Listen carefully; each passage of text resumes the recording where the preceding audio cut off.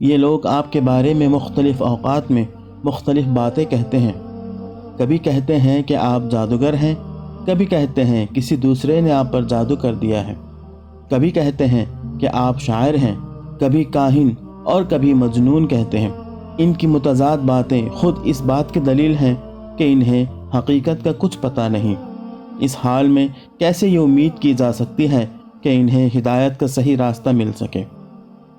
الحمدللہ رب العالمین والصلاة والسلام علی رسولہ الامین، اما بعد، رب اشرح لی صدری ویسر لی امری واحلل عقدۃ من لسانی یفقہوا قولی۔ السلام علیکم ورحمۃ اللہ وبرکاتہ۔ میں محمد عامر سورہ بنی اسرائیل کی تفسیر کی سیریز لے کر حاضر ہو چکا ہوں۔ آج انشاءاللہ تعالی آیت نمبر 47 اور 48 کی تفسیر ہم پڑھیں گے۔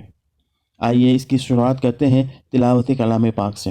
اعوذ باللہ من الشیطان الرجیم، بسم اللہ الرحمن الرحیم۔ نحن اعلم بما يستمعون به اذ يستمعون اليك واذ هم نجوى اذ يقول الظالمون ان تتبعون الا رجلا مسحورا انظر كيف ضربوا لك الامثال فضلوا فلا يستطيعون سبيلا۔ جس وقت یہ لوگ آپ کی طرف کان لگاتے ہیں تو ہم خوب جانتے ہیں جس غرض سے یہ سنتے ہیں، اور جس وقت یہ لوگ آپس میں سرگوشیاں کرتے ہیں جبکہ یہ ظالم یوں کہتے ہیں کہ آپ لوگ محض ایسے شخص کا ساتھ دے رہے ہو جس پر جادو کا اثر ہو گیا ہے۔ یہ اشارہ ہے ان باتوں کی طرف جو کفار مکہ کے سردار آپس میں کیا کرتے تھے۔ ان کا حال یہ تھا کہ چھپ چھپ کر قرآن سنتے اور پھر آپس میں مشورے کرتے تھے کہ اس کا توڑ کیا ہونا چاہیے۔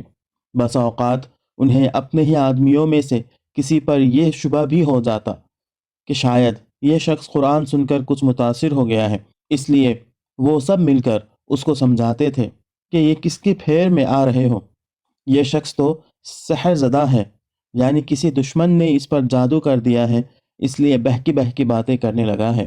انظر کیف ضربوا لک الامثال فضلوا فلا یستطیعون سبیلا۔ آپ دیکھیے تو یہ لوگ آپ کے لیے کیسے کیسے القاب تجویز کرتے ہیں، سو یہ لوگ گمراہ ہو گئے تو رستہ نہیں پا سکتے۔ یعنی یہ آپ کے متعلق کوئی ایک رائے ظاہر نہیں کرتے بلکہ مختلف اوقات میں بالکل مختلف اور متضاد باتیں کرتے ہیں۔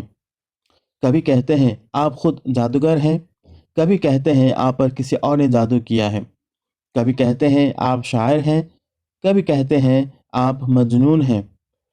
ان کی یہ متضاد باتیں خود اس بات کا ثبوت ہے کہ حقیقت ان کو معلوم نہیں ہے، ورنہ ظاہر ہے کہ وہ آئے دن ایک نئی بات چھانٹنے کے بجائے کوئی ایک ہی قطعی رائے ظاہر کرتے۔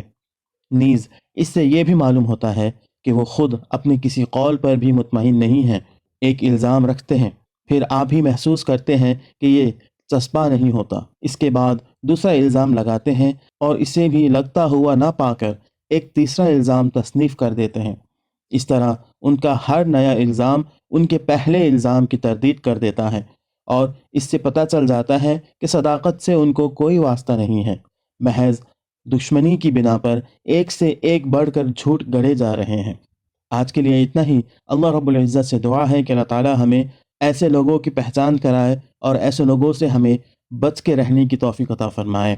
آمین۔ وآخر دعوانا ان الحمد للہ رب العالمین۔ السلام علیکم ورحمۃ اللہ وبرکاتہ۔